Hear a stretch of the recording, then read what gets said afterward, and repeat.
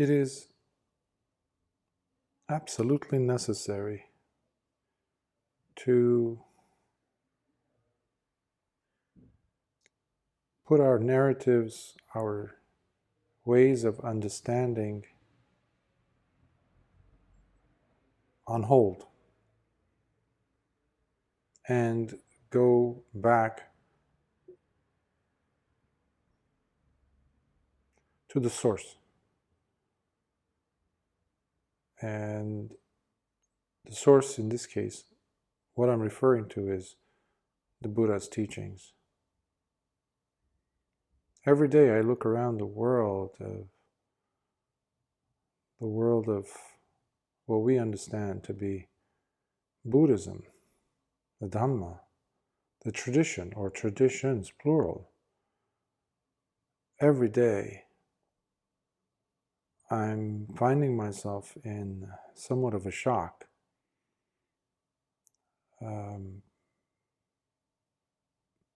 Because of the shock is there because of what is out there, observable, promulgating itself. Traditions have come up. People's ideas, ideologies, interpretations, positions, narratives, in regards to what they really deeply, in many cases, believe to be the Dhamma, to be what the Buddha taught, and contrasting that with the actual teachings of Lord Buddha. They cannot coexist. They cannot be in the same zip code. They cannot function together if we want to really be honest. If we really want to be unbiased and just, there's a term, seeing things as they truly are. This keeps coming up in the suttas. For years I've been working on these, at least for the last 4 years, where I've actively engaged in, reinterpreting the modern translations and just going back to the Pali and just looking the terms, the ideas promulgated, the ideas and the ways of expression which don't stay in the books on print and paper. It doesn't just stay there. The human brain loves language. So much is placed on language. And many of the individuals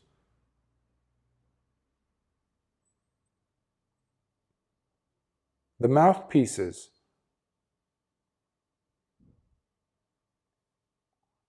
the sources even of today's in the last centuries, or professors and so-called individuals and teachers who have been introducing, writing, commenting on Buddhism. In many cases, we have to put them on the shelf and just say, okay, but first let me check the sources. The sources meaning the suttas, the Pali suttas.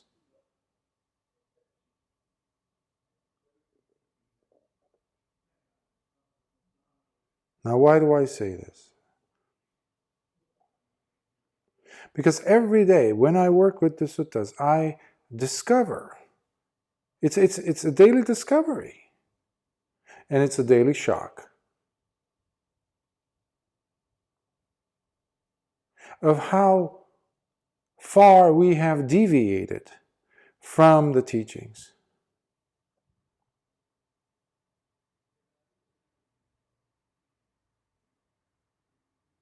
People in Asia, people around the world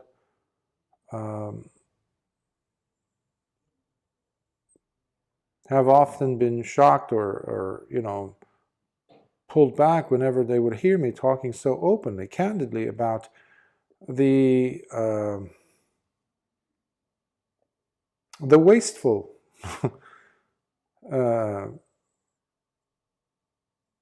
culture that we have, the wasteful effort we put into pujas, rites and rituals.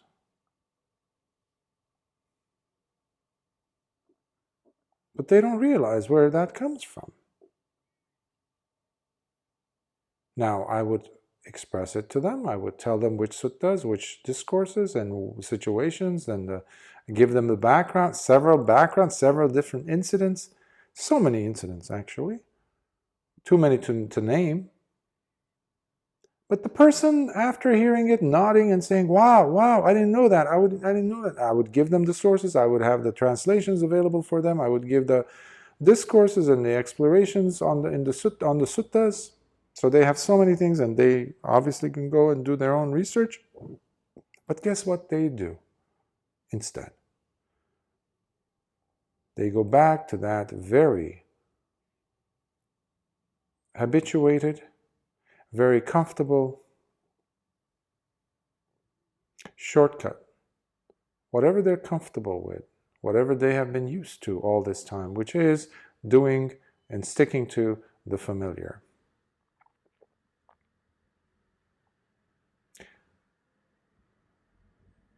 The Buddha every day challenged his students. Not for the sake of challenging them, no. To challenge them out of being nailed into samsara. If you have a plank, a wooden plank, and you have a nail in there, especially if it's like a rusty nail, something that's stuck, lodged in, and you need it out, you need to pull it out, you need to manipulate it, you need to go around, you need to pull it, you need to turn over at least the plank, the wooden plank, and just see what situation is happening in the back. And do your best to maybe even oil it, maybe even, maybe there's another, maybe it's a screw or something. You apply different techniques, which if you're the nail, you're going to find that a little bit uncomfortable. What's the easiest thing for you to do if you were the nail? To stay there. Everybody's suffering. The other day, I was walking in Budapest, and suddenly I see these two gentlemen run from behind me, and I was walking on the sidewalk, and my student was with me, and we were coming back from having had lunch somewhere, and suddenly these two young gentlemen in their 20s very respectfully came with hands in Anjali in the middle of Europe, and they apologized for having us stop, and they said, could we please have a moment? And I said, sure. Well, how can I help you? And with smiles on their faces, they asked me, what is the purpose of life? What's the whole point of life? I looked at them and I said, to end suffering. They were not expecting that, I can tell you that much, from their reaction. They thought I was going to talk about heavens and hells or this or that. They weren't, and they asked me, what? I said, suffering. We all suffer. And that is what we want to end. The ending of suffering. Now, It doesn't matter what religion you belong to. If you're a Buddhist, Hindu, Christian, Muslim, Jew, it does not matter. Everybody agrees to that, right? And he's like, yes, yes. And then I explained very briefly, like it was happening very quickly. And I said, but that also takes shape in the form of you you need to take some steps. Because his follow-up question was, how? How do you do it? And I said, well, you first start by not doing things that cause you harm and things that cause other people harm. Meaning, make sure your thoughts, your words, your actions don't have the residue effect, the after effect of regret, of pain.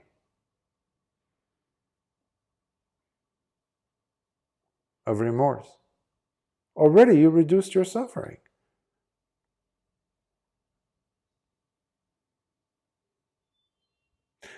We forget how simplistic it is at times, the Dhamma. Or simple, not simplistic. Perhaps it's not the correct word, simplistic, but simple. Nevertheless, it's so easy to besmudge and put veils, layers upon layers of veils upon the Dhamma, with our own interpretations of things, if we just stick to what we think should be the case, without going, periodically at least, to study the suttas, to study the discourses. The earliest discourses, the ones that were actually spoken by Lord Buddha while he was alive.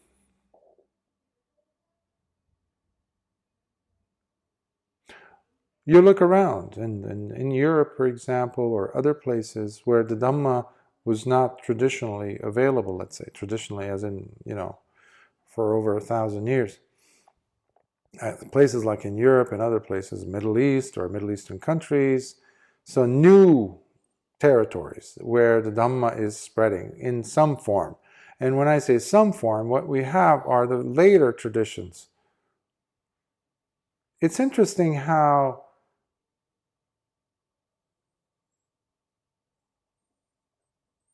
people are mesmerized with the rites and ritual aspect of the Dhamma. People are not interested in the day-to-day, normal, simple, and easy to follow, or at least easy to understand,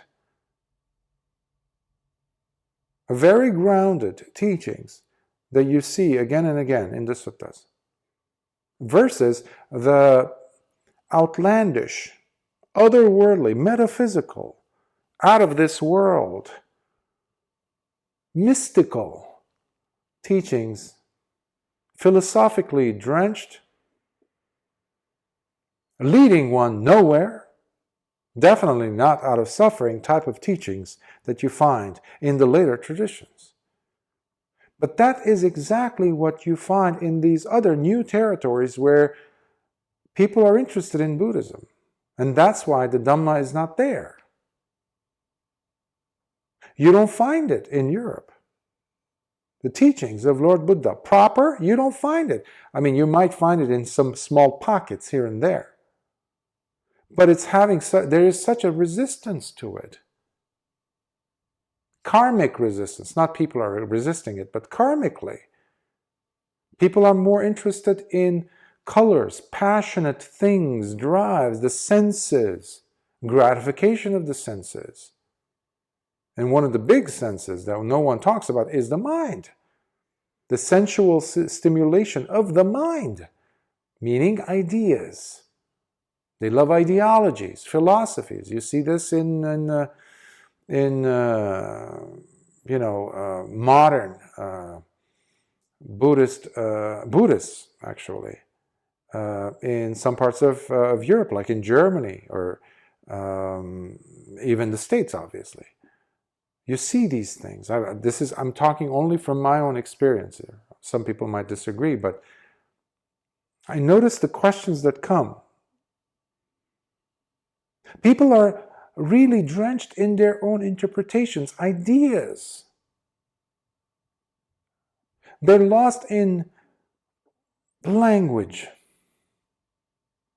They are lost in language, and language that is the product of unenlightened minds.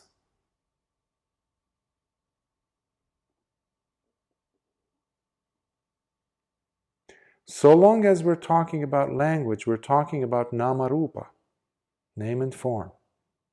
And so long as we are coming from name and form, it is impossible for us to be even coming close to Nibbana. Language can never take you to Nibbana, can never be referring to Nibbana, can never be Nibbana. Interpretations cannot be Nibbana. Concepts can never be Nibbana. Principles cannot be Nibbana. Because all these things are simply products. They are also conditions. Hence, they can never be Nibbana. Nibbana is about finishing suffering. Finishing, putting an end to suffering. Emotional, psychological suffering. Putting an end to that. But that is what people are not expecting. Anything but that. That's why we love concepts. Not life. The living experience is what I am discovering every time I am reading a sutta, every time I'm translating a sutta. That's why when I upload these, I have to translate and I have to upload them and put them up there into the world so people could see it, could get what I'm getting. It's beautiful. It's such a treasure house. And I'm wondering, where was this all this time? In many ways, I feel like I've been fooled. That's why I don't recognize the Dhamma, so-called Dhamma that I see in the world around me. Monks, this, that, and I'm like, I'm stunned because this has nothing to do with the Dhamma that I see in the suttas. That's why I want to keep away from all of it. All of this going on in the world. What is this? This is not what Lord Buddha taught.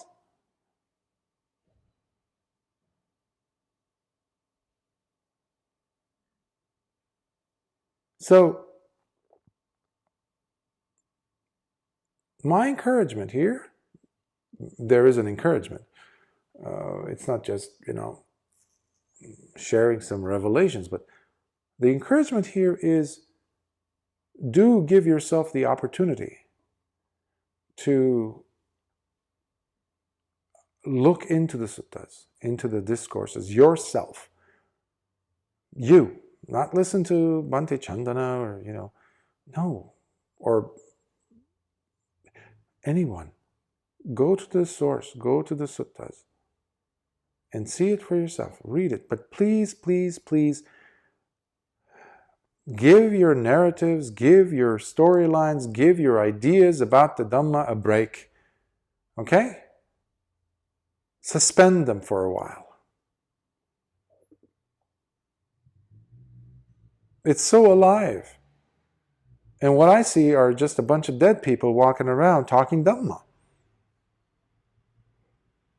Well, how successful is that going to be?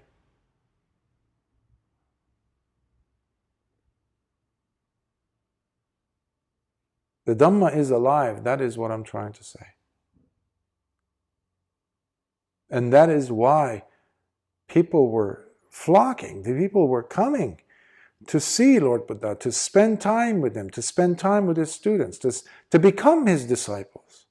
They were leaving their own families, okay? They were leaving their own kingdoms. They were leaving their own wealth. They were leaving their own properties, not because Lord Buddha had some, hypnotic, ability to mesmerize and to no. Because they were seeing the beauty of the Dhamma, and they were understanding the importance of them being alive at that moment, and they were no longer telling themselves lies about the suffering they were undergoing throughout life, and the fact that it was repeatable. It never ended. And it was never going to end unless they put an end to it. And that ending comes through the gaining of wisdom. Not blind faith, not blindly following the Buddha, not doing rites and rituals, not chanting, not becoming so-and-so's disciple or student and that's it, and expecting that to be all in all. Not talking about the greatness of your teacher, left and right, left and right, left and right, while the belly is left hungry, as there's an Armenian saying like, okay, how's that filling up your tummy? All that jazz, it's not doing anything. Ultimately, because you're still in a decrepit state of suffering. Who are you kidding? Whether you're in robes or not.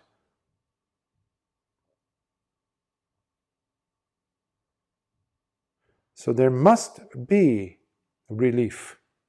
There must be easing of your suffering. Not because of what you keep telling yourself. This is key. Not because of you repeating yourself certain things, because you could easily go ahead and study suttas and now memorize, and you keep repeating them to yourself, and it's going to be very superficial. How much is that going to change your life?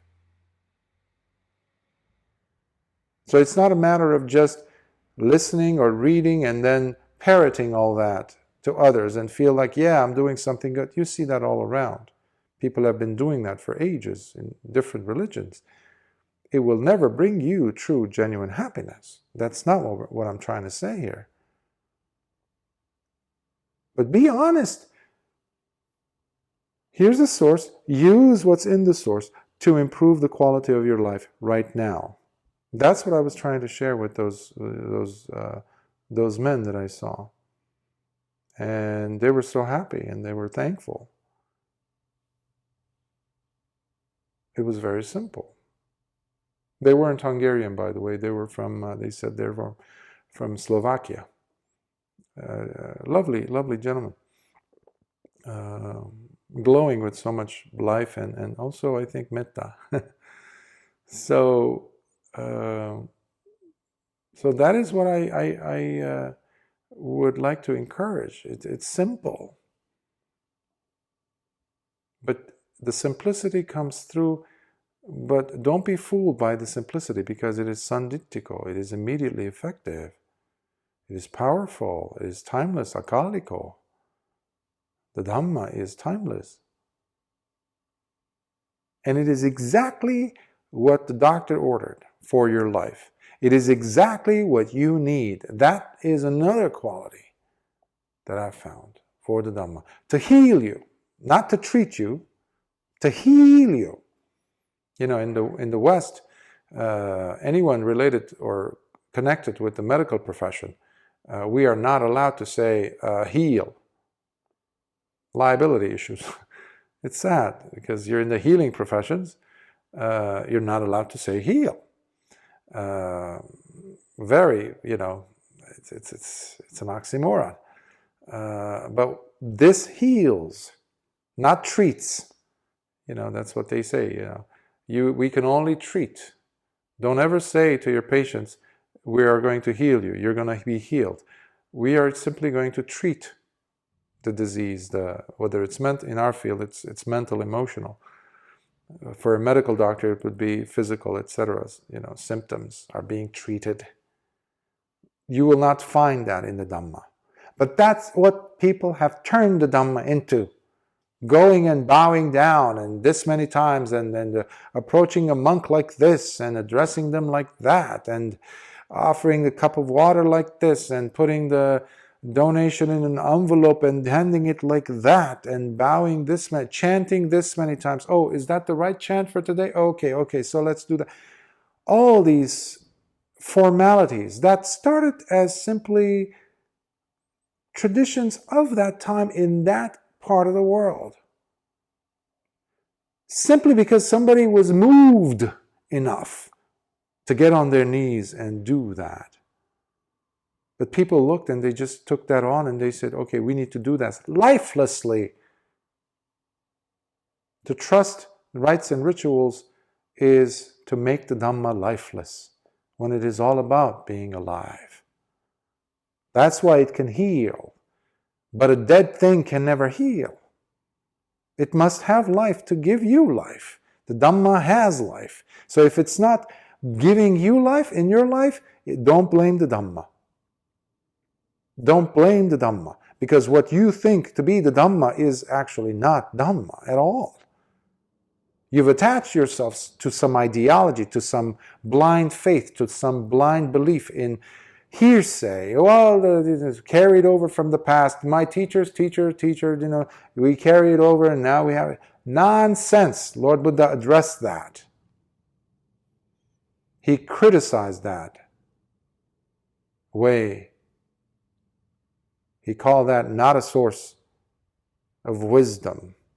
He always chastised those people who came with that objective, that modality. And that is exactly what we have today in the Sangha.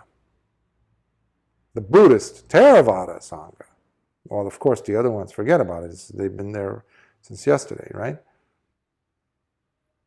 That's not healthy, though. This is not Dhamma.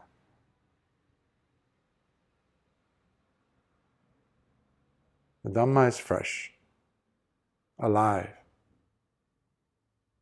And everyone has that opportunity to taste the freshness, the aliveness of the Dhamma and really release themselves from suffering. That is what I'd like to share.